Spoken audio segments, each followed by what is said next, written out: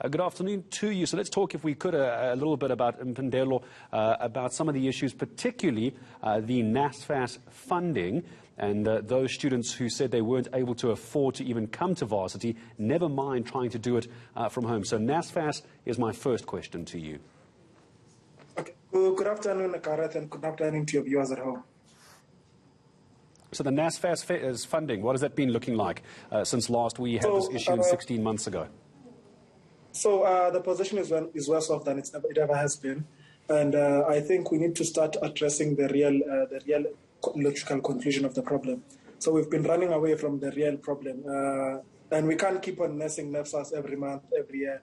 It's not sustainable, because next year you'll be having this conversation with someone else, right? But the same conversation. So we need to do away with NSFAS and implement pre-quality higher decolonized education. And I say we're in a worse off position than we ever have been, because as it stands currently, we have more students who are outside the system than they were last year. PGCE students are still without funding. LLB students are still without funding. The department had made a commitment to us to say they will continue to fund the LLB. We had raised the argument and tabled the conversation before them to say, look, they can't defund a degree in the middle of the year without consulting students, without consulting the student leadership. And not only even without consulting students, it makes no sense. There's so many, the unemployment rate is so high in our country. So defunding degrees only adds to our problems. So we are in a worse off position than we ever have been. We've tried, at least as the VETS SRC, to raise up to 6.2 million rands thus far to try and cover up for students who can't afford to start the academic year.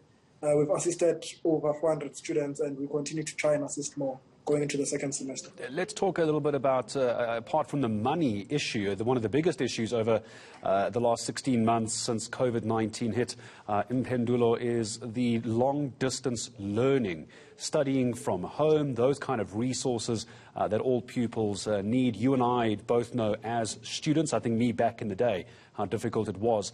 What are the challenges around that? Because I imagine trying to get your academic material, write your exams, stay on top of all your studies is difficult now more than ever. So the pandemic has highlighted the class and the racial divide in our country, right, as it's historically positioned and sustained in post-1994. We have students who are expected to perform online in the same way as someone who has better resources to perform online. So the students who are in rural areas without data, without access to laptops, the students, I know it's going to be hard to believe, but there are students who are still without laptops. There are students who still do not have access to data and are expected to perform online in this online exams.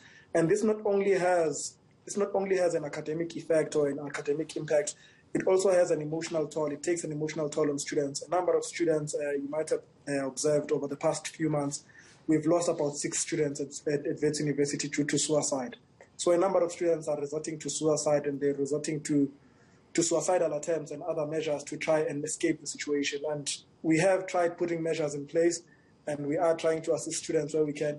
But as it stands currently, the divide, the class divide in our country is more highlighted than it ever has been because of COVID-19. Yeah, it certainly has. My wife is currently studying through UNISA, and we can see on all the various class forums people having to ask for airtime.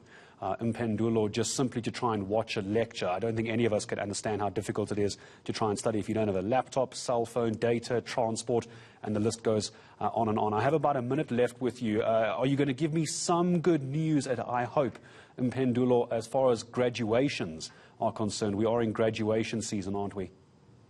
So the good news is we are currently in talks with the university to try and organize a graduation ceremony for all graduates at Wits University. However, this graduation ceremony will obviously be in line with COVID-19 regulations as pronounced by Cabinet and the President.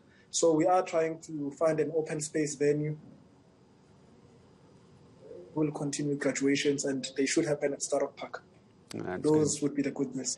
I think it's about the only good news we can talk about, isn't it? So, Mpendulo, you've given us lots of food for thought as far as NSFAS funding is concerned. It was a problem before COVID. It's a problem during COVID. It's going to be a problem after COVID. We're going to unpack that with our reporters and journalists in the coming days.